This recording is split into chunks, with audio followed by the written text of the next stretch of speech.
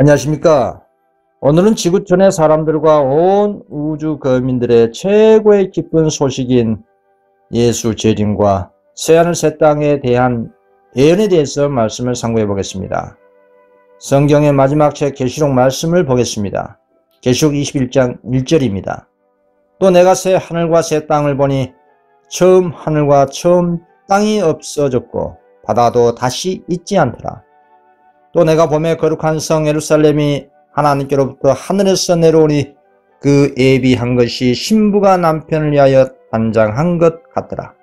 내가 들으니 보좌에서 큰 음성이 나서 가로되 보라, 하나님의 장막이 사람들과 함께 있으며 하나님이 저희와 함께 거하시리니 저희는 하나님의 백성이 되고 하나님은 친히 저희와 함께 계셔서. 계시록 21장 4절입니다. 모든 눈물을 그 눈에서 씻기시며 다시 사망이 없고 애통하는 것이나 곡하는 것이나 아픈 것이 다시 있지 아니하리니 처음 것들이 다 지나갔습니다. 계시록 21장 5절. 보좌에 앉으시니가 가라사대 보라, 내가 만물을 새롭게 하노라 하시고 또 가라사대 이 말은 신실하고 참되니 기록하라 하시고. 이 말씀대로 새 하늘과 새 땅에서는 오늘날 행해지고 있는 모든 죄의 원인과 결과로 인한 고통과 사망과 슬픔이 전혀 없는 완전한 행복만 있는 지구인 것입니다. 여러분, 새하늘과 새 땅의 지구에서는 더 이상 이웃과 나라와 민족과 다툼이 없습니다. 이 땅의 천연계와 우주는 더 이상 인간의 죄로 인해서 고통을 받지 않습니다. 오늘날 무분별하게 경제 논리로 자연이 파괴될 일이 일체 없습니다. 자연 숲속 어느 곳에서나 안전하게 잠을 잘 수가 있는 지상 낙원입니다. 지금은 맹수들 하여금 인간이 두려움을 가지고 있지만 새 하늘과 새 땅에서 결코 육식 동물이 존재하지 않습니다. 사자나 호랑이는 인간과 함께 공생합니다. 다음의 말씀을 통해서 확인할 수가 있습니다. 이사야 65장 25절. 이리와 어린 양이 함께 먹을 것이며 사자가 소처럼 짚을 먹을 것이며 뱀은 흙으로 식물 삼을 것이니 나의 성산에서는 해함도 없겠고 상함도 없으리라. 여호와의 말이니라. 이 같은 새하늘 새 땅을 모든 피조물들이 학수고대할 것입니다. 로마서 8장 19절. 피조물에 고대하는 바는 하나님의 아들들에 나타나는 것이니. 그렇습니다. 그러나 우리는 간절히 그 날을 사모할 뿐만 아니라 그 날을 재촉해야 합니다. 그래야 지상의 낙원이 속히 재림을 통해서 이루어질 수가 있는 것입니다. 본래는 이 지구가 지상의 천국이었습니다. 그런데 사단의 유혹으로 인한 아담의 고의적인 선택한 죄로 인해서 이 지구는 더러워지고 세월이 지날수록 사단과 죄의 세상이 되고 인간과 천연계가 고통을 받았습니다. 인간의 죄로 인해서 하나님과 우주의 천사들도 고통을 받았습니다. 지금도 이런 죄의 영향은 온 우주에 미치고 있습니다. 1번입니다. 물로 망하고 물로 거듭난 지구. 창세기 6장 17절입니다. 내가 홍수를 땅에 일으켜 생명의 기식 있는 육체를 천하에서 멸절하리니 땅에 있는 자가 다 죽으리라. 결국 이 지구는 물로 완전히 멸망당한 적이 있었습니다. 멸망당한 이유가 무엇이었습니까? 아담 타락 후 이 세상은 급속하게 죄악의 시대가 되었습니다.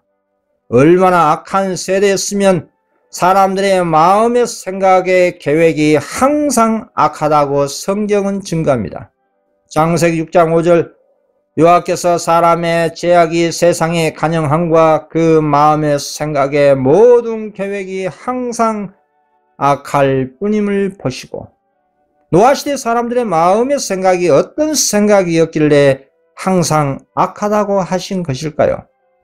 예수님의 말씀을 통해서 노아시대의 사람들의 편만한 죄악을 충분히 알 수가 있습니다. 마태복음 15장 19절. 마음에서 나오는 것은 악한 생각과 살인과 간음과 음란과 도적질과 거짓 증거와 해방이니. 이런 상태가 노아시대 사람들의 편만한 죄악의 정신 상태였던 것입니다. 하나님께서 노아시대 사람들에게 선물을 풍성하게 주셨습니다. 그러나 그들은 주님의 선물을 자신들을 영화스럽게 하는 데만 사용했습니다. 선물을 주신 주님께 감사와 영광을 돌리는 대신에 선물 자체에만 마음을 집중했습니다. 선물 자체가 우상이 된 것입니다. 자신들을 위해서 금, 은, 보석으로 최고의 주택을 건축하고 다른 사람들과 집 짓기 경쟁을 했습니다. 여러분, 오늘날도 마찬가지입니다. 노아 시대보다 더한 이 세대가 오늘날 마지막 세대입니다. 전 세계적으로 나라마다 부자들이 최고의 높이의 건축물을 세우는데 경쟁을 합니다. 현대판 바벨탑이라고 사람들이 공언할 정도입니다. 이러한 세속적인 향락에만 집중한 마음은 결국 어떤 마음일까요? 창세기 6장 5절 여호와께서 사람의 죄악이 세상의 간영함과 그 마음의 생각의 모든 계획이 항상 악하다고 보신 것입니다. 그렇습니다. 자신들의 마음이 하나님 두기를 싫어한 나머지 결국 창조주의 존재까지 부인하기에 이르게 되고 만 것입니다. 사람들은 타락의 절정에 이르면 하나님 대신에 천연계를 숭상하는 것입니다. 그리고 재능과 머리가 뛰어난 인간을 높이고 인간을 찬양합니다. 자신들의 손으로 만든 건축물과 조각상과 예술 작품들을 숭배합니다. 그래서 로마서 1장 23절에 썩어지지 아니하는 하나님의 영광을 썩어질 사람과 금수와 버러지 형상의 우상으로 바꾸니라. 로마서 1장 24절 그러므로 하나님께서 저희를 마음의 정욕대로 더러움에 내어 버려두사 저희 몸을 서로 욕되게 하셨으니 그리고 자녀들에게 아로 새기는 우상에게 절을 하라고 가르치기까지 하는 것입니다. 노아 시대 사람들은 하나님을 자신들의 지식 밖에 두고 자신들이 상상해서 만든 피조물들을 더 숭배한 것입니다. 로마서 1장 25절 이는 저희가 하나님의 진리를 거짓 것으로 바꾸어 피조물을 조물주보다 더 경배하고 섬김이라. 주는 곧 영원히 찬송할시로다. 이런 상태가 홍수전 노아시대 사람들의 편만한 죄악이었던 것입니다. 하나님을 인간의 마음에서 내쫓아 보낸 결과는 짐승의 수준으로 타락하게 되는 것입니다. 시편 기자는 우상 숭배가 그 숭배자에게 끼치는 결과를 이렇게 묘사했습니다. 시편 115편 8절 우상을 만드는 자와 그것을 의지한 자가 다 그와 같으리라 라고 말했습니다. 무슨 말일까요? 우상을 숭배한 사람이 그 우상과 똑같은 존재라는 것입니다. 우리 사람은 무엇을 생각하고 말하고 행동하느냐에 따라서 변화되는 것입니다.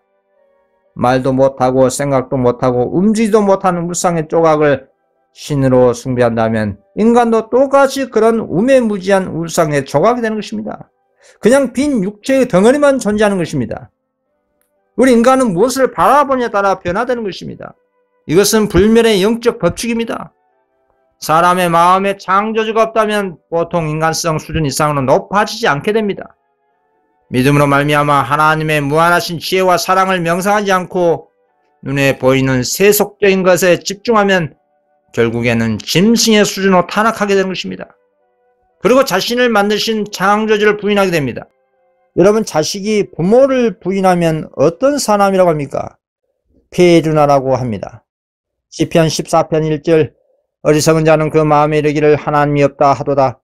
저희는 부패하고 소행이 가증하여 선을 행하는 자가 없도다. 오늘날 어떻습니까? 영적 바벨론과 영적 애굽이 이 세상의 모든 대다수가 하나님보다 세상의 물질 더 사랑합니다. 세상을 더 사랑합니다. 마태복음 6장 21절 내 보물이 있는 그곳에는 내 마음도 있느니라. 우리 인간의 마음에 세속적인 정신과 썩어 없어질 세상의 재물을 마음에 쌓아놓으면 결국에는 그 마음과 정신은 부패하게 됩니다. 우리 예수님께서는 하나님과 재물을 함께 섬길 수가 없다고 말씀하셨습니다. 마태복음 6장 24절 한 사람이 두 주인을 섬기지 못할 것이니 혹 이를 미워하면 저를 사랑하거나 혹 이를 중히 여기며 저를 경히 여김이라. 너희가 하나님과 재물을 겸하여 섬기지 못하니라. 여기서 나온 재물은 언어의 만몬신으로 번역되어 있습니다. 하나님과 재물신 만몬신을 겸하여 섬기면 패망의 지름길이 되는 것입니다. 그래서 노아시대 사람들은 자신들의 마음에 하나님보다 물질로 마음에 채우다 보니 결국 어떻게 됐습니까?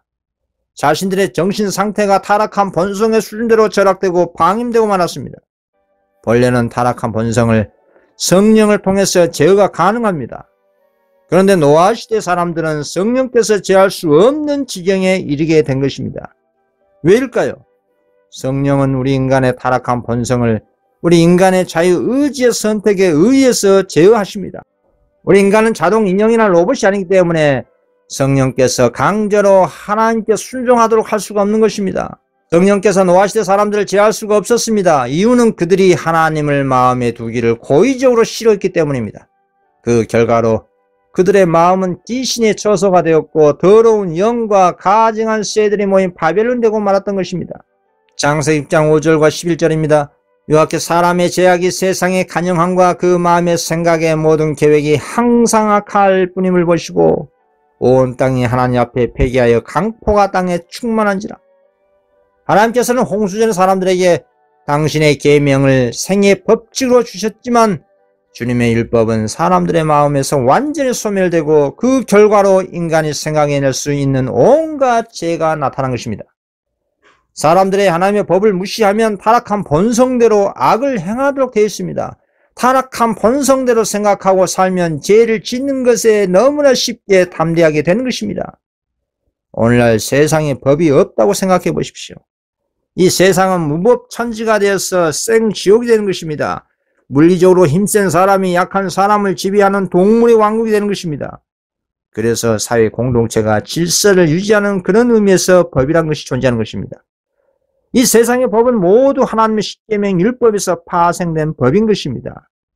다시 노아 시대의 상황을 보겠습니다. 대초에 하나님께서 정하신 거룩한 제도 중에 하나가 결혼제도입니다.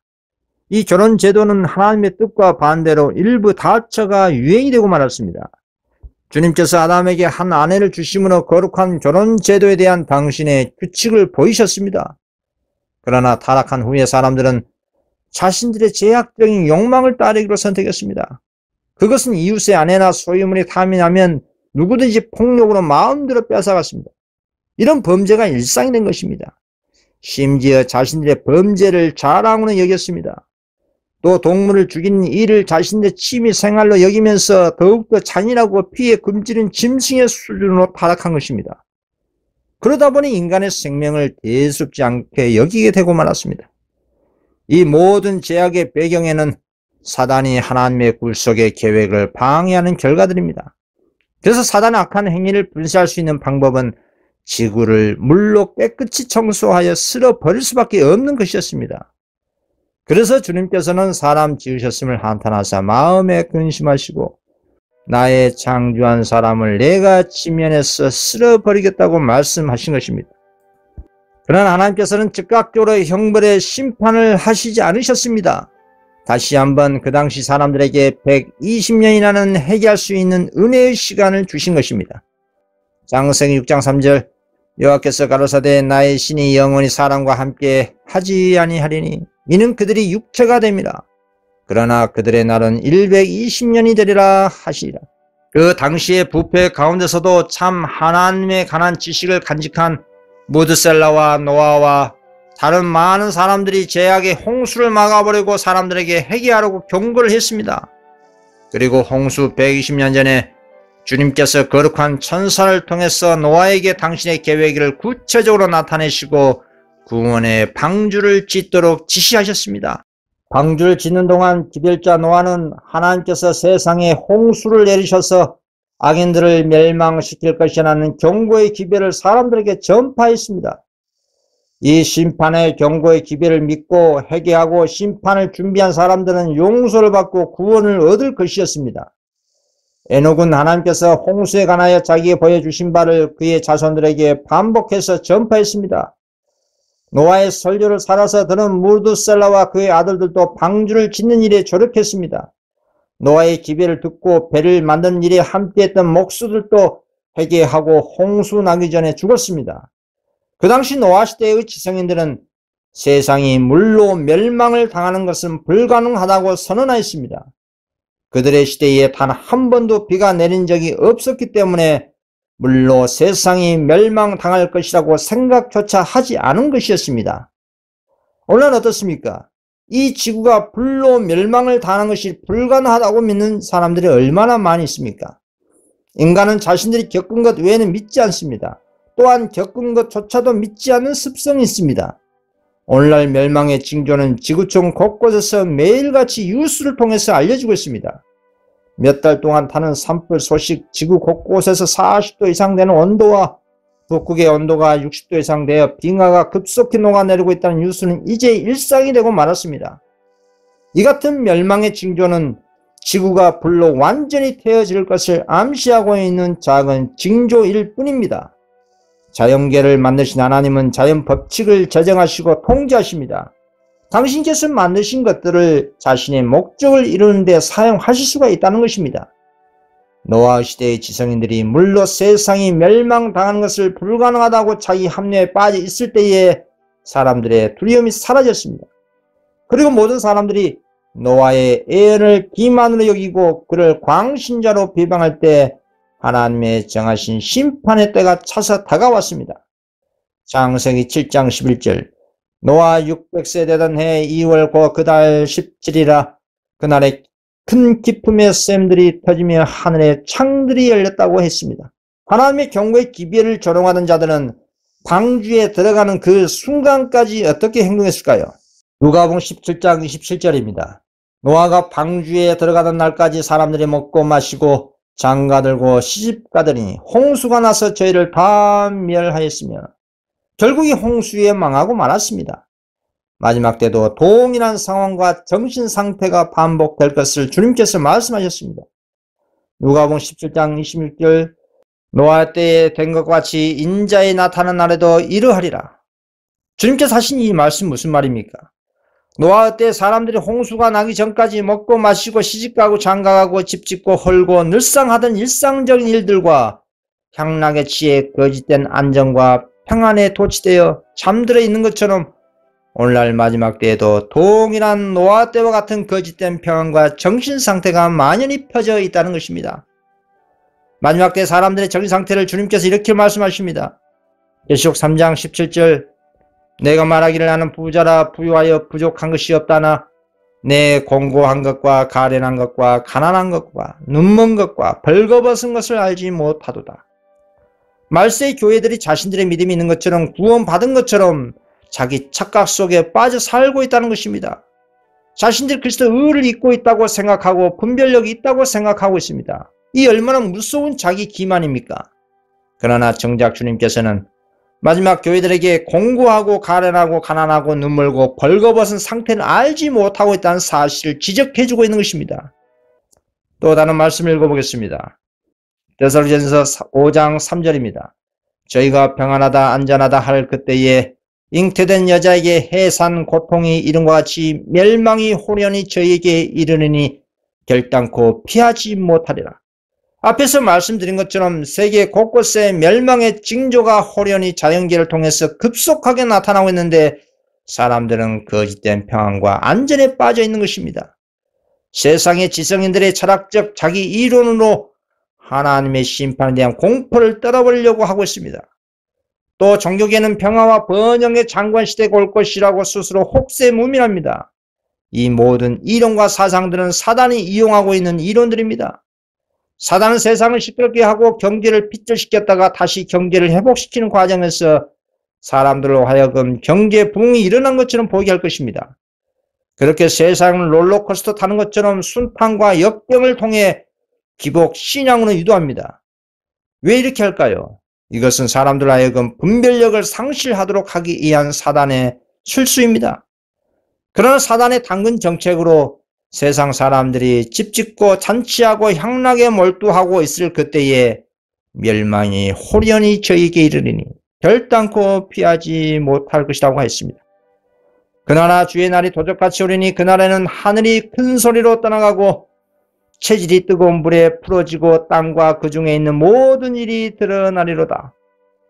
인간의 보편적인 죄악으로 인해서 이 세상의 죄악을 대홍수로 쓸어버린 것처럼 마지막 때에도 이 세상을 하늘에서 내려온 불로 완전히 소멸시켜 멸망하게 될 것입니다. 노아시대 사람들이 물로 심판받은 후에 지구가 물로 거듭났습니다. 이후에 세상은 어떻게 됐을까요? 물로 거듭난 지구가 깨끗하게 지속적으로 보존되었을까요? 그러나 안타깝게도 노아의 식구들이 늘어나고 세월이 지난 후에 또다시 세상은 지속적으로 타락하고 부패되고 말았습니다. 참으로 이상한 일입니다. 왜 이럴까요? 깨끗하게 물로 정결하게 입은 지구가 또다시 인간의 죄로 인해서 더러워졌습니다. 그렇습니다. 이 우주의 죄와 악의 장본인 사단이 존재하는 한 아무리 물로 정결하게 함을 입은 지구랄지라도 완전히 정결하게 될 수가 없는 것입니다. 사단은 결코 가만히 있는 영물이 아닌 것입니다. 사단은 수단과 방법을 총동원해서 하나님의 구속의 계획을 방해합니다. 하나님의 구속의 계획이 무엇이었습니까? 창세기 3장 15절 내가 너를 여자와 원수가 되게 하고 너희 후손도 여자의 후손과 원수가 되게 하리니 여자의 후손은 내 머리를 상하게 할 것이요 너는 그의 발꿈치를 상하게 할 것이라 하시고 아담의 시대에 있어서 홍수로 끊어진 세대를 노아의 후손들로 메시아를 나오게 하는 것이 하나님의 계획입니다. 그런 노아의 후손을 통해 나올 메시아 예수 그리스도가 사단의 머리를 분쇄하는 것이 예언입니다. 사단은 자신의 머리를 상하게 할 여자의 후손인 메시아에 대한 예언을 잘 알고 있기에 수단과 방법을 가리지 않고 사람들 하여금 죄를 짓도록 유혹해서 멸망시켜 구속의 계획을 방해하는 것입니다. 그러나 그 같은 사단의 방해도 이제는 막바지에 이르렀습니다. 어떻게 알 수 있을까요? 중요한 예언의 큰 기둥들이 다 성취되고 큰 예언인 하나가 남았습니다. 이 예언이 성취되면 이 세상 끝입니다. 먼저 재림의 징조를 예수님께서 알려주신 내용을 먼저 보겠습니다. 2번입니다. 재림의 징조. 마태복음 24장 재림의 징조를 보겠습니다. 마태복음 24장 19절입니다. 그날 환난 후에 즉시 해가 어두워지며 달이 빛을 내지 아니하며 별들이 하늘에서 떨어지며 하늘의 권능들이 흔들리리라. 그날 환난 후는 어떤 환난입니까? 순서적으로 보면 예루살렘의 멸망과 유대 민족의 몰락 이후를 말합니다. 교회에 대한 첫 번째 핍박은 유대 지도자들과 이교 로마의 연합으로부터 왔습니다. 그 후에는 이교 세력들이 매 시대마다 그리스도인들을 핍박했습니다. 그리고 로마 교황들의 핍박에 의한 그리스도인의 환란이 AD 538년에 시작되어서 AD 1798년에 끝난 1260년간의 환란의 기간이 있었습니다. 요한계시록은 재림 전에 나타날 첫 번째 징조로 큰 지진이 나며 해가 총단같이 검어지고 온 달이 피같이 되며라고 순서적으로 기록했습니다. 예언 가운데 있었던 첫 번째 재림의 징조인 큰 지진이 일어난 때는 언제일까요? 이 예언의 성취는 1755년에 일어난 포르투갈의 리스본 대지진입니다. 그 당시 리스본 지진의 영향력의 범위는 유럽의 대다수 지역과 아프리카와 미국에까지 영향을 줄 정도로 전 세계적인 가장 강력한 무서운 지진이었습니다. 그리고 해와 달이 어두워지는 재림의 두 번째 징조에 대해서 말씀을 해주셨습니다. 그때 그 환란 후 해가 어두워지고 달이 빛을 내지 아니하리라. 그리스도께서 말씀하신 대로 그 로마 교황권의 박해가 끝나갈 무렵에 해가 어두워질 예언은 1780년 5월 19일에 성취됐습니다. 1780년 5월 19일은 모세 시대 이후로 그처럼 극심하고 광범위하고 장시간에 걸친 암흑을 볼 수가 없었던 그런 때였습니다. 선지자 요엘이 그 사건이 성취되기 2500년 전에 예언을 이렇게 했습니다. 요엘 2장 31절 여호와의 크고 두려운 날이 이르기 전에 해가 어두워지고 달이 핏빛같이 변하리라. 그리고 세 번째 재림의 징조는 별들이 하늘에서 떨어져 하늘의 권능들이 흔들렸습니다. 일리안 밀러가 그리스도의 재림이 임박했다는 증거를 공중전도 2년 후에 주님께서 재림의 징조를 약속하신 맨 마지막 징조가 나타난 것입니다. 예수님께서는 별들이 하늘에서 떨어진다고 말씀하셨습니다. 또한 사도 요한은 하나님의 나라를 알려주는 광경들 이상 중에 보았을 때 다음과 같이 그 사실을 이렇게 기록했습니다. 계시록 6장 13절 하늘의 별들이 무화과나무가 태풍에 흔들려 선 과실이 떨어지는 것 같이 땅에 떨어지더라. 이 예언은 1833년 11월 13일에 유성의 큰 소나기로 분명히 성취된 것이었습니다. 이 같은 재림의 징조인 암흑일과 별들이 떨어진 이 사건들은 미국에서 일어난 징조들이었습니다. 이 같은 마지막 때 일어난 재림의 징조들을 주님께서 갈람산에서 제자들에게 알려주심은 오늘날 하나님의 백성들에게도 동일하게 알려주신 것입니다. 그리고 재림을 알리는 가장 큰 진리는 하늘 성소에서의 조사 심판을 통한 성소 청결 사업인 것입니다. 마지막 중보 사업을 하늘 지성소에서 마치고 재림을 하시겠다는 것을 알려주신 그 기별이 계시록 14장의 새 천사의 기별인 것입니다. 주님께서 1844년 10월 22일에 하늘 성소 둘째 칸으로 들어가셔서 최후의 조사 심판과 죄의 도말 사업은 누가 구원받기 합당한지를 살피는 그 사업인 것입니다. 하나님의 전사들의 책에 기록한 사실 확인을 통해서 하나님께서 온 우주 거민들에게 선포하시는 마지막 심판의 사업인 것입니다. 이 마지막 성소정결 조사 심판은 주님께서 일방적으로 구원받을 사람들을 선포하는 사업이 아닙니다. 온 우주 천사들과 사단의 세력들도 동의하고 인정할 정도로 엄정하고 공의로운 최후의 심판 사업인 것입니다. 이 같은 마지막 사업을 계시록 14장의 새 천사의 기별을 통해서 알려주신 것입니다. 이 기별이 그래서 마지막 하나님의 기별이라고 한 것입니다. 계시록 14장의 셋째 천사의 기별이 무엇입니까? 계시록 14장 9절에서 11절입니다.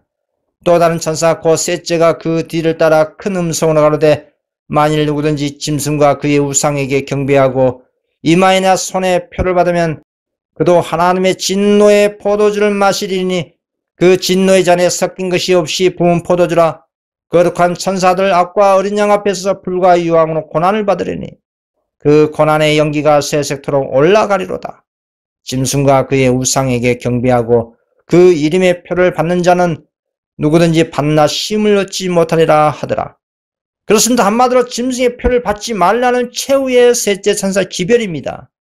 지구 개국 이래 이처럼 하나님께서 강력하게 경고가 담겨진 말씀은 없는 것입니다. 3번입니다. 가장 확실한 재림의 징조, 짐승의 표. 재림의 징조 가운데 가장 확실하고 분명한 재림의 징조가 셋째 천사 기별에 포함된 짐승의 표입니다. 다음에 향후 성취될 예언을 보겠습니다. 계시록 13장 15절입니다. 저가 건설을 받아 그 짐승의 우상에게 생기를 주어 그 짐승의 우상으로 말하게 하고 또 짐승의 우상에게 경배하지 아니한 자는 몇이니 다 죽이게 하더라. 계시록 13장 16절입니다. 저가 모든 자 곧 작은 자나 큰 자나 부자나 빈궁한 자나 자유한 자나 종들로 그 오른손에나 이마에 표를 받게 하고, 바울 사도는 이 짐승의 표에 대한 예언을 이렇게 증거합니다. 먼저 배도의 역사가 있고 그 다음 멸망이 있고 구원이 있다고 한 것입니다. 데살로니가후서 2장 3절 누가 아무렇게도 하여도 너희가 미혹하지 말라. 먼저 배도하는 일이 있고 저 불법의 사람 곧 멸망의 아들이 나타나기 전에는 이르지 아니하리니. 데살로니가후서 2장 4절입니다. 저는 대적하는 자라 범사에 일컫는 하나님이나 숭배함을 받는 자 위에 뛰어나 자존하여 하나님 성전에 앉아 자기를 보여 하나님이라 하니라. 앞에서 말씀드린 것처럼 자칭 하나님이라고 하는 그 배도의 세력과 멸망의 아들이 바로 사단의 대리자 로마 교황권입니다. 로마 교황권이 1260년 중세 암흑기를 주도하다가 그의 건세가 잠깐 주춤한 이후에 다시 오늘날 전 세계적인 권세자로 활발히 활동하고 있습니다. 그리고 교황권은 미국과 개신교 세력과 연합을 이루어 짐승의 표, 즉 151 법령을 제정할 주도적인 세력인 것입니다. 이들이 삼중연합 세력이라고 부른 것입니다. 특히 짐승의 표는 오늘날 사람들이 일반적으로 알고 있는 무슨 베리칩이나 바코드 같은 과학 기술과 관련된 것이 전혀 아닙니다. 짐승의 표는 종교적인 문제라는 것을 말씀 자체에서 분명히 가르쳐주고 있습니다. 계시록 14장 9절 말씀을 보시면 알 수가 있습니다. 또 다른 천사 곧 셋째가 그 뒤를 따라 큰 음성으로 가로되 만일 누구든지 짐승과 그의 우상에게 경배하고, 경배라 나와 있지요. 그의 우상에게 경배하고 이마에나 손에 표를 받으면, 또 계시록 14장 11절입니다. 그 고난의 연기가 세세토록 올라가리로다. 짐승과 그의 우상에게 경배하고 그 이름의 표를 받는 자는 누구든지 밤낮 쉼을 얻지 못하리라 하더라. 이후 말씀처럼 짐승과 그의 우상에게 경배하는 행위가 곧 짐승의 표를 받는다는 뜻입니다. 그렇다면 짐승과 그의 우상에게 경배하는 행위란 무엇을 의미합니까? 먼저 짐승은 나라, 세력, 국가를 상징하는 것을 성경을 통해서 확인할 수가 있습니다. 계시록 13장 1절에 보시면 바다에서 올라온 여러가지 모양을 한 하나의 짐승이 등장합니다. 이 같은 짐승의 모습이 다니엘서 7장을 보시면 바다에서 각기 4 짐승이 올라온 모습과 동일합니다. 다니엘 7장 3절 큰 짐승 4이 바다에서 나왔는데 그 모양이 각각 다르니, 계시록 13장 1절에 바다에서 올라온 복합 짐승은 과거 역사주의 관점에서 보면 로마 교황권을 상징한 것입니다. 과거 하나님 백성을 핍박하였던 나라들을 보면 독수리 날개 달린 사자는 바벨론, 고음은 메도파사, 표범은 헬라를 상징합니다. 그 나라들의 악의 특성을 총체적으로 이전받은 그 세력이 로마 교황권이라는 것입니다. 과거 하나님 백성을 핍박한 세력들의 악의 특성을 종합 세트 형태로 뭉쳐있는 이 세력을 사도 요한은 계시를 통해서 이렇게 본 것입니다. 계시록 13장 1절 2절입니다. 내가 보니 바다에서 한 짐승이 나오는데 뿔이 열이요 머리가 일곱이라. 그 뿔에는 10면류관이 있고 그 머리들에는 찬란한 이름들이 있더라. 내가 본 짐승은 표범과 비슷하고 그 발은 곰의 팔 같고 그 입은 사자의 입 같은데 용이 자기의 능력과 보좌와 큰 권세를 그에게 주었더라. 고로 계시록 13장 15절의 짐승의 정체는 교황권이라는 것입니다. 그리고 계시록 13장 15절에 등장한 권세를 받은 그 짐승의 우상은 첫 번째 짐승인 천주 교황권의 정신을 닮은 종교 세력이 미국 개신교 세력이 이교 미국으로부터 권세를 받아 핍박의 선봉에 산다는 그런 예언입니다. 그리고 세계적으로 가장 큰 종교 집단인 천주교와 개신교가 연합을 이루고 이교 미국 정치 세력들과 연합을 이루어 이룰 법령을 만들어 그날에 경배하라는 것이 앞으로 있을 가장 큰 예언인 것입니다. 이 예언이 성취되면 재림은 2년 이내 속히 이루어지는 것입니다. 다음에 영감의 글을 읽어보겠습니다. 하나님의 율법을 깨뜨리고 법안권의 제도를 강요함으로써 우리나라는 의에서 스스로 완전히 분리될 것이다. 하나님의 율법을 깨뜨리고 법안권의 제도를 강요함으로써 우리나라는 의에서 스스로 완전히 분리될 것이다. 개신교가 로마의 세력과 손을 잡기 위하여 구렁을 넘어 손을 뻗게 될 때, 그가 강신술과 악수하기 위하여 신년 저편으로 건너갈 때, 이 삼중연합의 영향 아래 우리나라가 개신교와 공화정부로서의 그 헌법의 모든 원칙을 거부하고 법안권의 거짓과 속임을 퍼뜨릴 준비를 갖추게 될 때, 우리는 놀라운 사단의 활동 시기가 왔다는 것과 끝이 가까웠다는 것을 알게 될 것이다.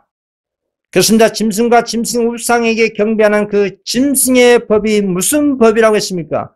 그 짐승의 법이 1월 강제 법령인 것입니다.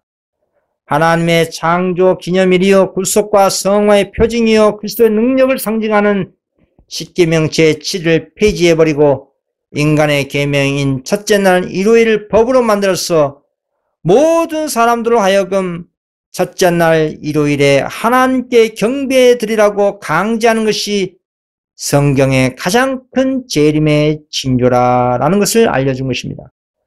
그런데 왜 사단은 짐승의 표 첫째 날 일요일 법령을 천주교와 개신교와 미국 정치 세력들을 총동원시켜서 이 법을 만들려고 하는 것일까요? 하나님의 율법이 그리스도와 사단 사이의 선악과 간의 대쟁투의 초점이기 때문에 그렇습니다. 이 문제는 오늘날 모든 신자나 비신자나 할 것 없이 모든 사람들이 알아야 하는 것입니다. 왜냐하면 영생과 영벌이 달려있는 중대한 기별이기 때문입니다.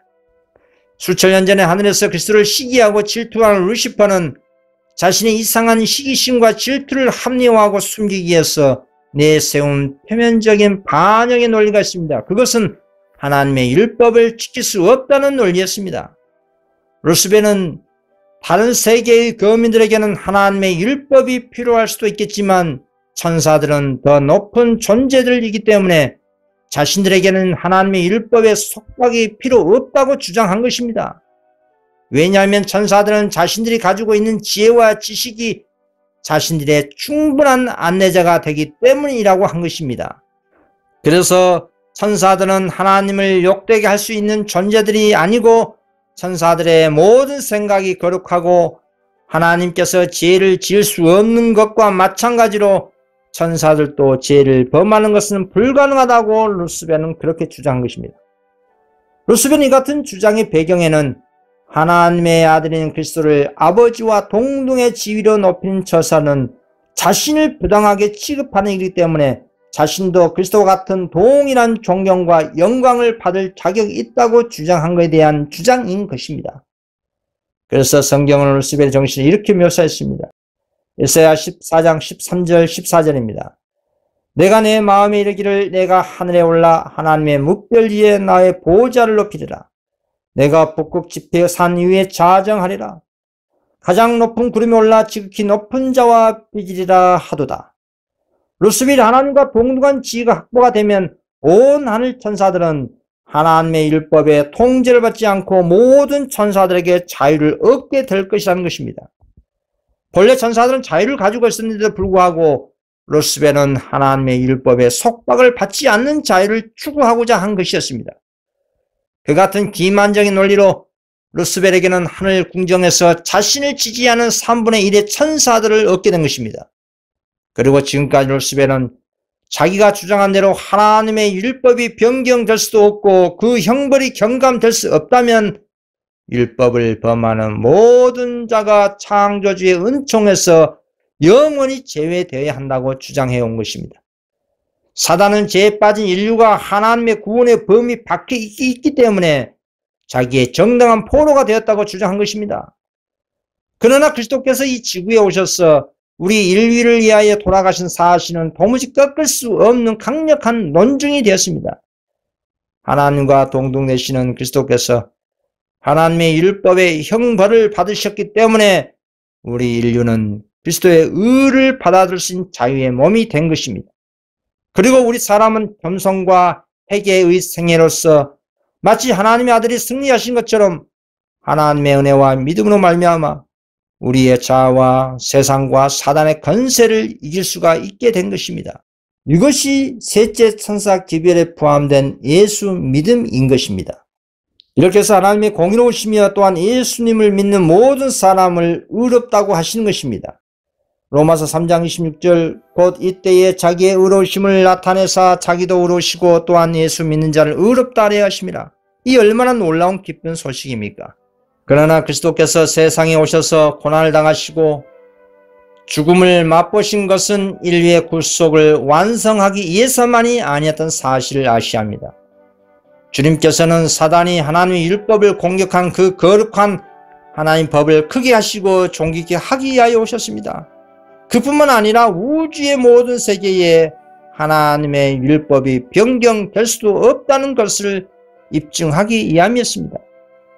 만일 사단과 오늘날 기독교계에서 주장한 대로 십계명 율법이 한 개라도 변경되거나 폐지될 수만 있었다면 하나님의 아들이 율법을 범한 죄를 속하기 위하여 당신의 생명을 바칠 필요가 전혀 없는 것입니다.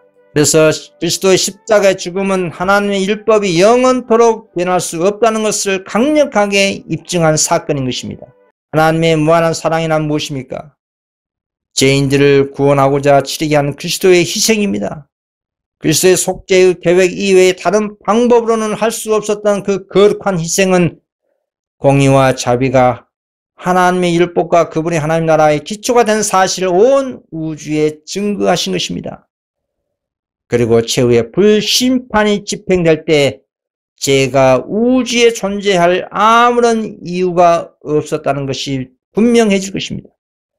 온 세상의 심판장이신 그리스도께서 사단을 향하여 내가 어찌하여 내게 반역하고 내 나라의 백성들을 내게서 빼앗아 갔냐고 신문하실 때 죄의 창시자는 유구무원일 것입니다. 아무런 변명을 할 수 없어서 하나님의 사랑과 공의를 인정할 수밖에 없는 것입니다. 여러분, 다시 말씀드리자면 우주 천사들이나 이 땅의 어느 단체나 국가든 법이라는 것이 있습니다. 그리고 그 법을 지킬 의무가 있는 것입니다. 그 법을 지킬 때 그 공동체의 질서와 안정과 상호 간의 신뢰가 있는 것입니다. 이 세상의 국가나 작은 단체의 법과 원칙을 무시하면 어떻게 되겠습니까? 앞에서 말씀드린 것처럼 노아 때와 같이 사람들이 짐승의 상태로 전락이 되어 결국 멸망하게 되는 것입니다. 사단이 원하는 바라고 바로 이것입니다. 사단이 이 세상에 자신의 법인 첫째 날 일요일 법을 만들어서 하나님의 창조 기념일이여 구속과 성화의 표징인 제7을 제거해버려서 자신의 일요일법을 모든 사람이 지키게 하는 것입니다. 그리고 하나님 율법 십계명 제7일을 사람들이 지키지 못한 것을 증거 삼아 결국 하나님은 우주를 잘못된 법으로 독단적으로 통치한다는 증거를 만들고자 하는 것입니다. 만약에 사단의 의도대로 하나님의 계명을 그 누구도 지키지 않고 사단의 법인 일요일 법령을 온 인류가 고의적으로 지킨 결과가 나타난다면 어떻게 될까요? 이 죄악 세상은 영원토록 지속될 수밖에 없는 것입니다. 그리고 선악간의 이 긴 싸움은 영원토록 지속됩니다. 우주 모든 교민들이 고통만 지속되는 것입니다. 그러나 성경 예언에는 사단과 악인에 대한 운명에 대해서 이렇게 예언되어 있습니다. 계시록 20장 9절입니다. 저희가 지면에 널리 펴져 성도들의 징과 사랑하신 성을 두르며 하늘에서 불이 내려와 저희를 소멸하고, 계시록 20장 10절입니다. 또 저희를 미혹하는 마귀가 불과 유황못에 던지우니 거기는 그 짐승과 거짓 선지자들도 있어 세세토록 밤낮 괴로움을 받으리라. 계시록 20장 14절 15절입니다. 사망과 음부도 불못에 던지우니 이것은 둘째 사망 곧 불못이라. 누구든지 생명책에 기록되지 못한 자는 불못에 던지우더라. 여러분, 이 말씀이 일부 기독교에서 오해한 것처럼 죽지 않고 영원토록 불타 고통당하는 뜻이 아닙니다. 하나님의 불로 완전히 타버린 소멸된 상태의 결과가 영원하다는 뜻입니다. 그래서 이에 예언대로 이 죄악 세상은 영원히 종식될 수밖에 없는 것입니다. 앞에서 말씀드린 것처럼 하나님의 아들이 인간으로 오셔서 솔선수범하여 아버지의 계명을 온전히 지키셨습니다. 요한복음 15장 10절입니다. 내가 아버지의 계명을 지켜 그의 사랑 안에 거하는 같이 너희도 내 계명을 지키면 내 사랑 안에 거하리라. 그리고 당신께서 지키신 아버지의 계명을 우리에게도 지키라고 말씀하셨습니다. 요한복음 14장 21절입니다. 나의 계명을 가지고 지킨 자라 나를 사랑하는 자니 나를 사랑하는 자는 내 아버지께 사랑을 받을 것이요 나도 그를 사랑하여 그에게 나를 나타내리라. 요한일서 2장 3절 4절입니다. 우리가 그의 계명을 지키면 이로써 우리가 저를 아는 줄로 알 것이요 저를 아노라 하고 그의 계명을 지키지 아니한 자는 거짓말한 자요 진리가 그 속에 있지 아니하되.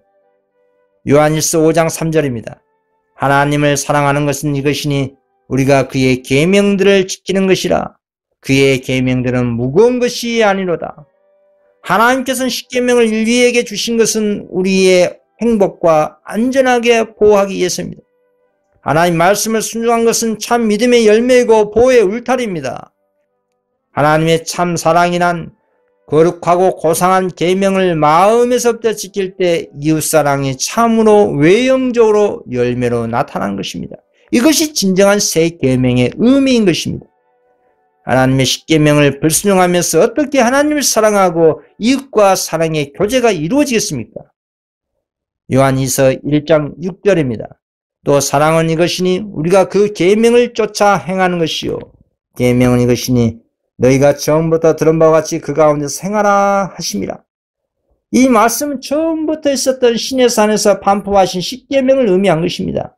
여자의 남은 자손의 특징이 있습니다. 하나님 계명을 지키고 예언의 은사를 가지고 있는 것입니다. 그래서 사단은 여자의 남은 무리를 죽도록 증오하는 것입니다. 다음에 말씀을 보시면 사단이 얼마나 하나님의 남은 백성을 증오하는지 알 수가 있습니다. 계시록 12장 17절입니다. 용이 여자에게 분노하여 돌아가서 그 여자의 남은 자손 곧 하나님의 계명을 지키며 예수의 증거를 가진 자들로 더불어 싸우려고 바다 모래 위에 섰더라. 계시록 14장 12절입니다. 성도들이 인내가 여긴나니 저희는 하나님의 계명과 예수 믿음을 지키는 자니라. 주님의 계명을 지키지 않는다면 사단의 입장에서 여자의 남은 무리를 증오하고 싸울 일이 없겠지요. 고로 사단의 의도대로 하나님의 계명을 지킬 수 없다고 하는 혹세의 무민의 미혹에 우리는 속임당할 필요가 전혀 없는 것입니다. 하나님께서는 지킬 수 없는 계명을 주신 것이 아니라 충분히 넉넉히 지킬 수 있는 법을 우리 인간에게 주셔서 안전하게 보호해 주신 것입니다. 하나님의 계명과 예수의 증거를 가진 여자의 남은 자손 14만 4천 수요가 차면 짐승의 표인 이를 법령 제정이 되는 것입니다. 4번입니다. 성령의 불로 거듭난 성도들. 사단과 맞서 싸워 승리하려면 다음의 말씀대로 믿음으로 하셔야 됩니다. 야고보서 4장 7절입니다. 그런즉 너희는 하나님께 순복할지어다 마귀를 대적하라 그리하면 너희를 피하리라. 우리가 주님의 법을 마음에서부터 순종하고 복종하는 놀라운 방법이 있습니다. 다음에 말씀을 보시기 바랍니다. 저 개인적으로 자주 묵상하는 시편입니다. 시편 1편입니다. 복 있는 사람은 악인의 길을 쫓지 아니하며 죄인의 길에 서지 아니하며 오만한 자의 자리에 앉지 아니하고 오직 여호와의 율법을 즐거워하여 그 율법을 주야로 묵상하는 자로다. 저는 시냇가에 심은 나무가 시절을 쫓아 과실을 맺으며 그 잎사귀가 마르지 아니함 같으니 그 행사가 다 형통하리로다. 악인은 그렇지 않으며 오직 바람에 나는 겨와 같도다. 그러므로 악인은 심판을 견디지 못하며 죄인이 의인의 해중에 들지 못하리로다. 대저 의인의 길은 여호와께서 인정하시나 악인의 길은 망하리로다. 여러분, 이 시편의 글을 자주 묵상하시고 출애굽기 20장에 있는 십계명 일상 묵상해 보시기 바랍니다. 그러면 하나님의 말씀과 율법이 자신의 마음에 뿌리내려 늘상 하늘의 평강을 맛볼 수가 있을 것입니다. 이렇게 하나님의 말씀과 계명을 늘상 기도와 함께 묵상한다면 우리의 마음은 하늘 지성소에 계신 그리스도의 마지막 사업인 조사 심판의 기쁨으로 참여할 수가 있는 것입니다. 에녹이 하나님과 늘상 동행한 것처럼 오늘날 성도들도 그리스도와 함께 동행한다면 사단과 세상의 어떤 유혹에 넘어갈 수가 없는 것입니다. 다음에 말씀을 보시기 바랍니다. 시편 19편 8절입니다. 여호와의 교훈은 정직하여 마음을 기쁘게 하고 여호와의 계명은 순결하여 눈을 밝게 하도다.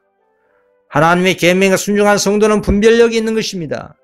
생각으로도 죄의 유혹에 넘어가지 않을 수가 있는 것입니다. 설령 사단의 교묘한 유혹이 있더라도 평상시 기도와 말씀으로 훈련된 성도에게는 성령께서 당신의 말씀으로 우리 마음에 경고해 주십니다. 그때 성령의 경고를 듣고 우리는 속히 사단의 유혹을 뿌리칠 수가 있어야 하는 것입니다. 그리고 그 같은 경고를 해주신 주님께 감사해야 하는 것입니다. 그런 과정을 통해서 그리스도 같은 믿음과 신앙과 온전한 품성으로 개발이 되는 것입니다. 그런데 이 같은 그리스도 같은 믿음과 품성 개발은 어떻게 이루어진다고 했습니까? 여러분, 물과 불은 성령을 상징합니다. 성도는 누구나 다 물로서 한 번은 거듭났을 것입니다. 그러나 참으로 성령과 물로 거듭난 성도는 또한 마지막 때에 성령과 불로 거듭날 것입니다. 무슨 말입니까? 마태복음 3장 11절 나는 너희로 회개케 하게 하여 물로 침례를 주거니와 내 뒤에 오시는 이는 나보다 능력이 많으시니 나는 그의 신을 들지도 감당치 못하겠노라. 그는 성령과 불로 너희에게 침례를 주실 것이요. 그리스도 같은 믿음과 성품은 한 번으로 거듭나지 않고 매일의 삶이 거듭남으로 시작하는 것입니다. 바울 사도는 날마다 죽노라고 했습니다. 여러분, 우리 자신이 아침에 살아 깨어났다면 하나님께 제일 먼저 성령으로 거듭날 수 있도록 마음을 하나님께 바치는 것이 가장 우선입니다. 이 같은 매일의 기도와 재헌신은 하늘 성소에서의 마지막 중보 사업을 하고 계신 우리의 대제사장 그리스도의 사명과 일치한 것이고 구속 사업에 연합하는 것입니다. 이 같은 반복된 믿음의 행위는 향후 자신에게 어떤 불시험이 임할 때 자신의 진정한 믿음과 내적 성품이 어떠한지 적나라하게 드러나게 해줄 것입니다. 다음에 말씀을 보겠습니다. 고린도전서 3장 13절 각각 공력이 나타날 터인데 그 날이 공력을 밝히리니 이는 불로 나타내고 그 불이 각 사람의 공력이 어떠한 것을 시험할 것입니다. 베드로전서 1장 7절 너희 믿음의 시련이 불로 연단하여도 없어질 금보다 더 귀하여 예수 그리스도에 나타나실 때에 칭찬과 영광과 존귀를 얻게 하려 합니다. 사람이 평안할 때는 자신이 믿음이 있고 품성도 좋은 것처럼 자아 도취에 빠져 있을 수가 있습니다. 그러나 믿음의 불시험이 오면 자신의 공력이 어떠한지 객관적으로 알 수가 있는 것입니다. 예수 그리스도로 말미암아 사람들의 은밀한 것을 심판하신 그날에는 그 실상이 드러나는 것입니다. 오늘날 진리의 복음의 교훈을 받아들인 사람들의 생애에서 나타난 결과를 통해서 조사 심판의 오늘날에 온전히 그 열매가 드러난다 이 말입니다. 그래서 성소의 저울에 달아보니 부족하다고 판명될 사람도 있을 것이고 영생의 멸류관을 받을 사람도 분명히 있을 것입니다. 이 시험의 불은 이기의 때를 상징하는 것입니다. 그 절정이 땅에 거하는 자들의 시험을 하기 위해 온 세상에 임할 짐승의 표의 시험의 때를 포함한 것입니다.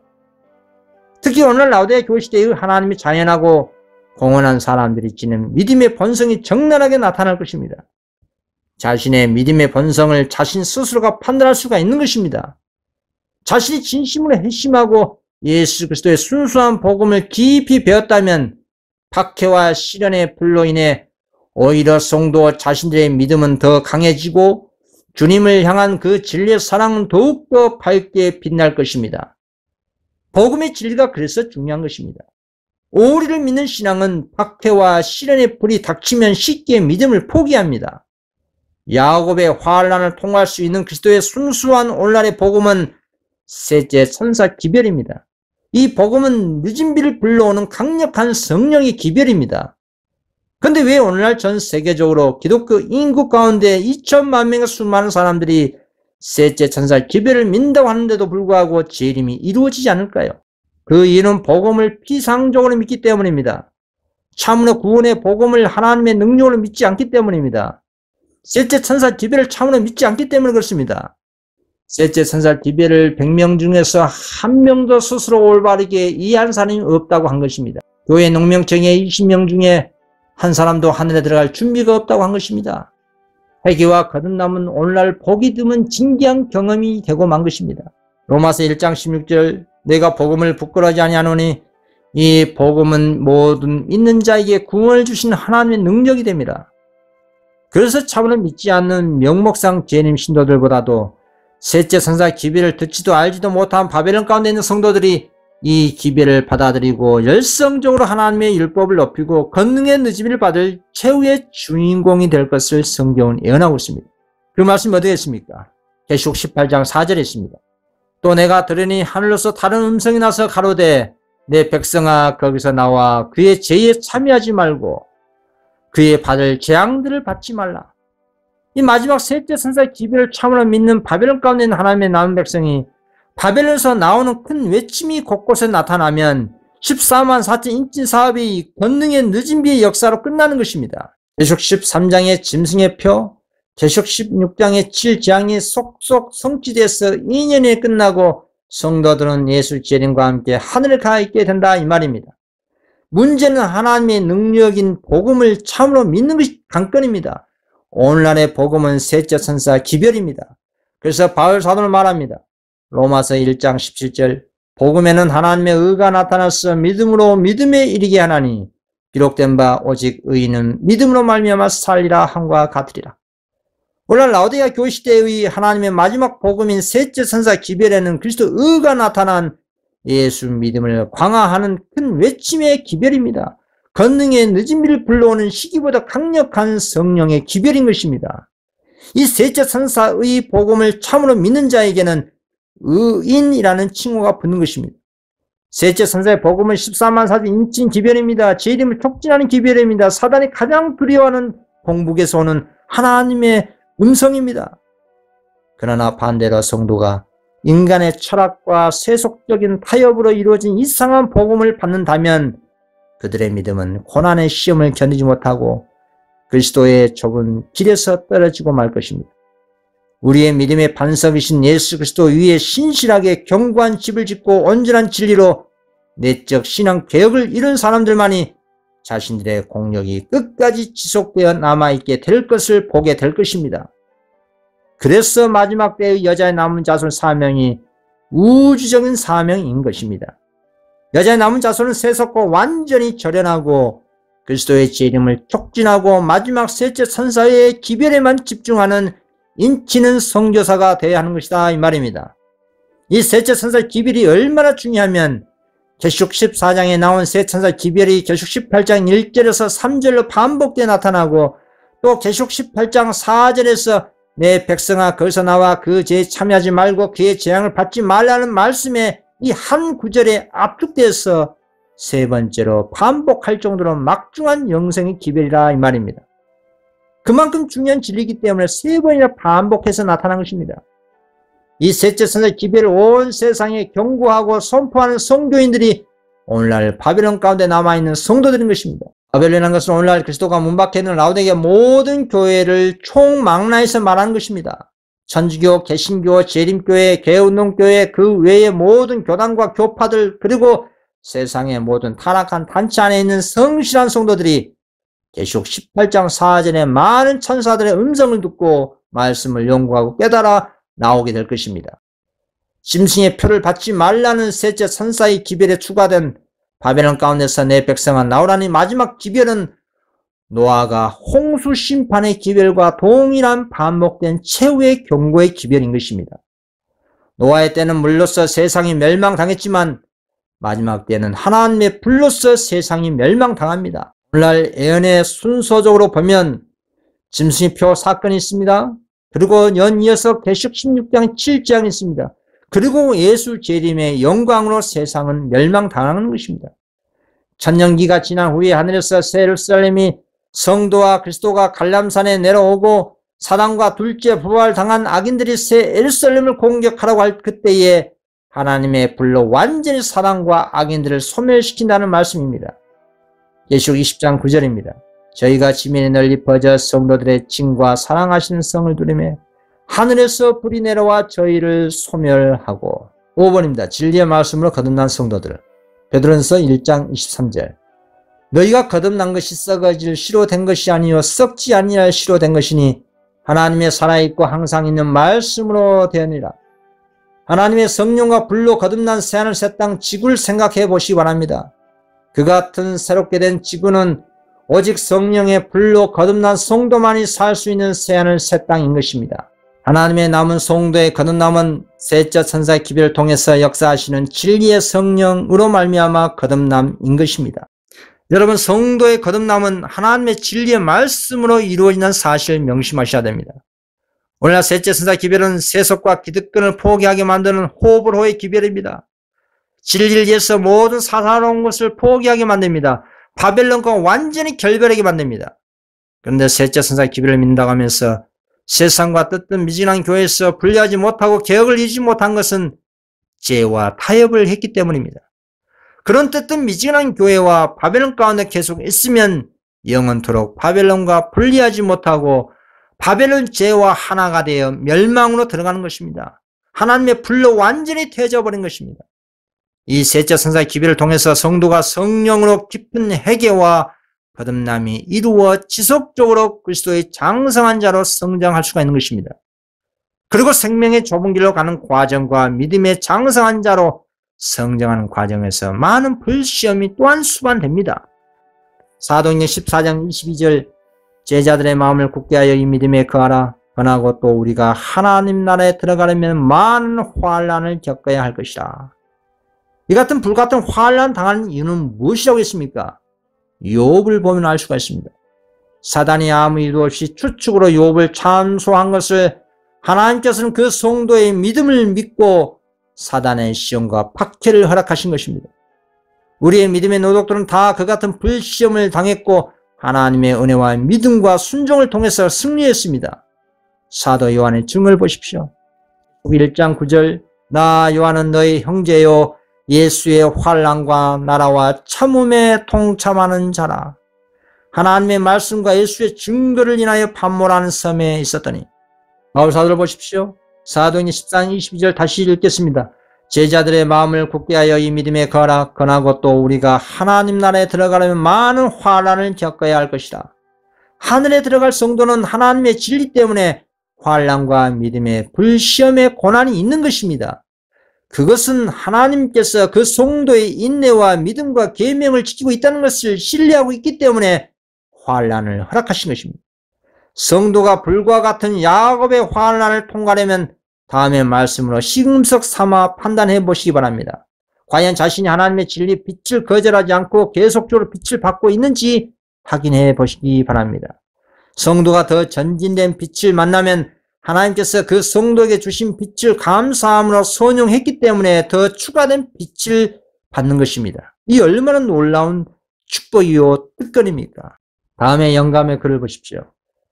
만일 사람이 빛을 거절하고 자기에게 제공된 기회를 소중하게 여기지 않는다면 비록 죽은 자 가운데서 살아난 자가 기별을 가지고 온다 할지라도 그 말을 듣지 않을 것이다. 그들은 이 같은 증거를 보고도 수긍하려 하지 않을 것인데 이는 율법과 선지자를 거절한 자들은 저희 마음이 완고해져서 어떠한 빛도 거절할 것이기 때문이다. 사람의 책임은 각자에게 주어진 기회와 특권에 비례한다는 것이다. 하나님께서는 각 사람에게 충분한 빛과 은혜를 주셔서 그로 하여금 당신께서 맡기신 일을 할 수 있게 하신다. 만일 사람이 자기의 의무를 보여주는 작은 빛을 따라 행하지 않을 것 같으면 더 큰 빛은 그에게 주어진 축복을 이용하는 일에 불성실하고 태만했다는 것을 나타내 줄 뿐이다. 그렇습니다. 첫째 천사 기별을 받아 선용한 사람은 둘째 천사의 기별에 받아들일 준비가 되었기에 받게 되는 것입니다. 또 둘째 천사의 빛에 충실한 사람은 셋째 천사의 기별을 받아들 준비가 되었기에 그 빛을 받을 수가 있는 것입니다. 넷째 천사의 빛도 셋째 천사의 기별에 충실하였기에 하나님의 선물로 받게 된 것입니다.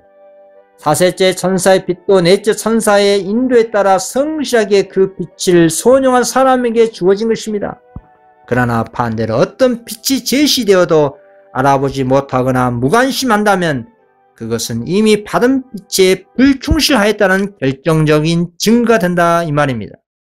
누가복음 16장 10절 지극히 작은 것에 충성된 자는 큰 것에도 충성되고 지극히 작은 것에 불의한 자는 큰 것에도 불의하니라.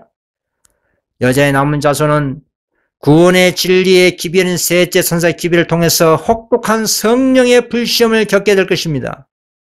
베드로전서 4장 12절 사랑하는 자들아 너희를 실현하려고는 불시험을 이상한 일을 당하는 같이 이상히 여기지 말고 오직 너희가 그리스도의 고난에 참여하는 것으로 즐거워하라. 이는 그의 영광을 나타내실 때 너희도 즐거워하고 기뻐하게 하려 합니다. 베드로 사도가 말한 것처럼 이 같은 불시험을 이상하게 여기지 말고 즐거워하고 기뻐해야 하는 것입니다. 왜 이런 혹독한 불시험과 환난과 고난이 닥치는데 기뻐하고 즐거워해야 할까요? 이것이 과연 가능할까요? 오늘날 수많은 기독교인이나 일반인들은 고난과 시험과 환난을 두려워하기 때문에 죄와 타협을 하고 회피합니다. 그러나 하나님께서 그런 고난과 환난을 즐거워하라고 하십니다. 왜 그럴까요? 하나님께서 욥을 사단의 시험에 허락하신 이유는 하나님께서 그 성도가 불시험을 통과할 것을 믿기 때문에 허락하신 것입니다. 창조주가 여러분의 믿음을 믿기 때문에 감당할 시험을 허락하신 것입니다. 이 얼마나 행복한 일입니까? 그것은 하늘의 인정을 받고 있다는 역설적인 증거가 된 것입니다. 고린도전서 10장 13절 사람이 감당할 시험밖에는 너에게 당한 것이 없나니 오직 하나님은 미쁘사 너희가 감당치 못할 시험 당함을 허락지 아니하시고 시험 당할 즈음에 또한 피할 길을 내사 너희로 능히 감당하게 하시니라. 예수님 때문에 진리 때문에 핍박을 받을 때 주님께서 어떤 약속의 말씀을 주셨습니까? 마태복음 5장 10절 의를 위하여 핍박을 받은 자는 복이 있나니 천국이 저희 것임이라. 나를 인하여 너희를 욕하고 핍박하고 거짓으로 너희를 거스려 모든 악한 말을 할 때에는 너희에게 복이 있나니 기뻐하고 즐거워하라. 하늘에서 너희의 상이 큼이라. 너희 전에 있던 선자들을 이같이 핍박하니라. 그래서 마지막 때의 여자의 남은 자손은 성령과 불로 연단된 예수 믿음이 있는 것입니다. 이 같은 예수 믿음을 잘 지켜야 하는 것입니다. 계시록 14장 12절 성도들이 내가 여기 있나니 저희는 하나님의 계명과 예수 믿음을 지키는 자니라. 그리고 우리 주님께서 이 세상 마지막 교회에게 이렇게 말씀하셨습니다.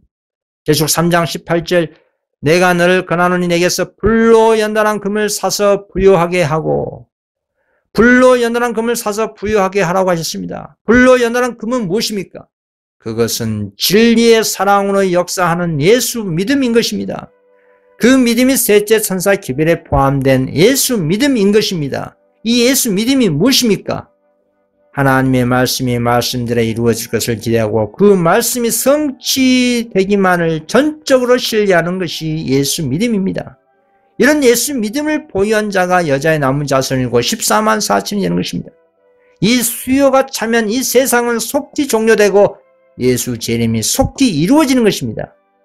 이런 성도가 말씀으로 거듭난 성도이고 진리의 말씀으로 나온 하나님의 자녀들이라고 성경은 증언합니다. 야고보서 1장 18절 그가 그 저물 중에 우리로 한 첫 열매가 되게 하시려고 자기의 뜻을 쫓아 진리의 말씀으로 우리를 낳으셨습니다. 진리의 말씀으로 우리를 낳으셨다는 이 놀라운 하늘의 방언은 사람의 가르침이 아닌 성령으로 거듭나고 성령으로 인도함 받고 성령으로 가르침을 받았다는 뜻입니다. 여러분 이 지구는 죄악의 잔이 차서 조만간 멸망에 이르게 될 것입니다. 이것은 저의 생각이 아니라 성경의 예언입니다. 노아 때 이 지구는 물로 멸망당하여 물로 새롭게 거듭났습니다. 그러나 다시 죄악으로 인해서 세상은 노아 때보다 더 심각하게 죄악의 홍수로 벌람하고 말았습니다. 고로 이 지구는 하나님의 불로서 완전히 멸망당할 것입니다. 그리고 이 지구는 하나님의 불로 정결하게 되어서 새롭게 되고 이 지구는 새하늘 새 땅으로 거듭나게 될 것입니다. 불로서 새롭게 거듭난 이 지구에서 살 사람들은 성령과 물로 거듭나고 마지막 때에도 성령과 불로서 거듭난 사람만이 살 수가 있게 되는 것입니다. 베드로후서 3장 12절 하나님의 날이 임하기를 바라보고 간절히 사모하라.